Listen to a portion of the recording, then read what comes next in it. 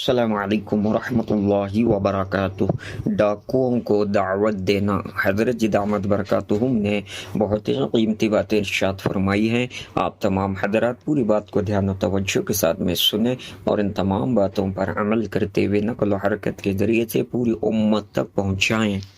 میں نے عرض کیا کہ آپ نے سفر ہجرت میں ڈاکوؤں سے ملاقات کی، ان کو دعوت دی، دونوں نے اپنے نام بتائے، آپ کو آپ نے نام تبدیل کیے اور ان دونوں کو حضور اکرم صلی اللہ علیہ وسلم نے مدینہ منورہ آنے کے لیے فرمایا کہ مدینہ ہمارے پاس آؤ۔ یہ بھی ایک سنت ہے کہ تم جس کو بھی سفر میں دعوت دو اس کو مرکزی مقام کی طرف آنے کی دعوت دو۔ یہ بہت اہم بات ہے، اس لیے کہ مسلمانوں کی آپس کی اجتماعیت جب ہی رہ سکتی ہے جب نئے سے نئے آدمی کو دعوت دے کر ماحول کی طرف لایا جائے۔ ہم نے عرض کیا کہ حضور اکرم صلی اللہ علیہ وسلم نے ان ڈاکوؤں کو دعوت دی، دونوں اسلام میں داخل ہوئے، کیونکہ اللہ تعالیٰ کا یہ وعدہ ہے، اللہ کا وعدہ ہے یہ ان تنصروا اللہ ینصرکم، کہ اگر تم لوگوں کو دعوت دے کر اسلام کی طرف فرائض کی طرف لاؤ گے تو اللہ۔ مولانا الیاس صاحب رحمۃ اللہ علیہ جایا کرتے تھے دہلی لال قلعے کے پیچھے سے، اور وہاں پرانے کھنڈرات تھے کچھ بادشاہوں کے زمانے کے، ان کھنڈرات کے اندر ڈاکو رہتے تھے جو رات بھر ہر جگہ ڈکیتی کرتے اور دن بھر ان کے اندر ان کھنڈرات میں رہا کرتے تھے، اور وہ ایسے اندر کوٹڑیاں اندھیری جہاں کوئی داخل بھی نہیں ہو سکتا تھا۔ ساتھی نے بتایا کہ پولیس والوں کی ہمت نہیں تھی اس راستے سے گزرنے کی ان ڈاکوؤں کے خوف سے۔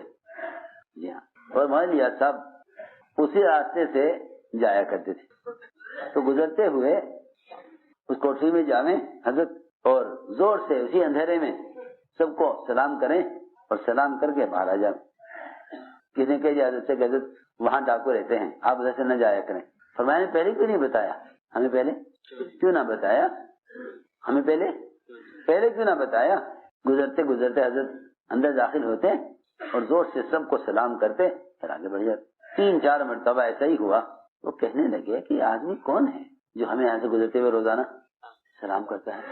تو ان کا جو سب سے بڑا سردار تھا ڈاکوؤں کا، وہ حضرت کے پیچھے چل دیا نکل کر۔ حضرت آگے چل رہے تھے، وہ پیچھے دیکھا پیچھے کوئی آ رہا ہے، پوری طرح متوجہ ہے۔ فرمایا کون ہو، کیا بات ہے؟ نے کہا آپ کون ہیں؟ میں تو ایک اللہ کا بندہ ہوں، اور سلام کہ یہ تو ہر مسلمان کا حق ہے، کیونکہ حدیث میں آتا ہے کہ کسی کو جان پہچان کر سلام کرنا قیامت کی نشانیوں میں سے ہے۔ کسی کو سلام کرنا جان پہچان کی وجہ سے، مطلب یہ ہوا اس حدیث کا کہ جب مسلمان آپس میں پوری طرح پھٹ چکیں گے اور ان کی آپس کی اجتماعیت بکھر چکے گی تو پھر سلام کرنا کسی کو مسلمان ہونے کی وجہ سے نہیں ہوگا، رشتہ دار یا تعلق والا یا جان پہچان والا ہونے کی وجہ سے سلام ہوگا۔ جب امت بڑھ چکے گی گروپ اور جماعتوں میں اور امت بڑھ چکے گی فرقوں میں تو سمجھ لو کہ قیامت قریب آ گئی ہے۔ اس لیے فرمایا کہ کسی کو پہچان کر سلام کرنا یہ قیامت کی نشانیوں میں سے ہے۔ تو کیا آپ نے سلام کیوں کیا؟ سلام تو ہر مسلمان کا حق ہے۔ وہ ڈاکو ہی حضرت کے ساتھ ہو گیا، یہاں لے آئے اس کو، یہاں لے آئے، یہاں لا کر نے فرمایا کہ بھائی کیا آپ مجھ سے کیا چاہتے ہیں؟ میں کہا میں تم سے کچھ نہیں چاہتا، لیکن اللہ تعالیٰ تم سے دنیا میں دین کا کام لینا چاہتے ہیں۔ پہلی ملاقات ہو رہی کس سے؟ ڈاکو سے۔ اور کیا فرما رہے کہ اللہ تعالیٰ تم سے دین کا کام لینا چاہتے ہیں، کیونکہ ہمارا تصور تو یہ ہے نا کہ بھائی کوئی عالم دیندار متقی اللہ والا ہو تو اللہ اسے دین کا کام لیں گے، اور آپ ان سے یہ کہہ رہے کہ اللہ تم سے کام لینا چاہتے ہیں۔ حضور اکرم صلی اللہ علیہ وسلم بعض مشرکین کی بھی صلاحیتوں کا تذکرہ صحابہ کے سامنے کیا کرتے تھے۔ فرمایا اگر یہ ابو سفیان بات سن لے تو یہ ایسا استعداد کا آدمی ہے کہ اگر یہ ہماری بات مان لے ہم تو اس سے یہ کام لیتے، عمر رضی اللہ تعالیٰ عنہ ایک نصرانی کے اسلام کی تمنا کرتے تھے صرف اس لیے کہ حساب میں بہت تیز ہے، ہم تو مسلمانوں کی صلاحیتوں کو ضائع کر دیں، ہم تو مسلمان کی صلاحیت کو ضائع کر دیں صرف اس میں کہ یہ کام کیوں کریں، ان سے کام کیوں لیا جائے۔ اور حضور اکرم صلی اللہ علیہ وسلم اور خلفائے راشدین غیروں کی صلاحیتوں کو دیکھ کر ان کے اسلام کی تمنا کرتے تھے. کاش یہ آدمی مسلمان ہوتا، کاش یہ آدمی مسلمان ہوتا تو میں اسے مسلمانوں کے خزانے کا محاسب اور اس کو سی اے بنا دیتا. یہ حضرت عمر تمنا کرتے تھے.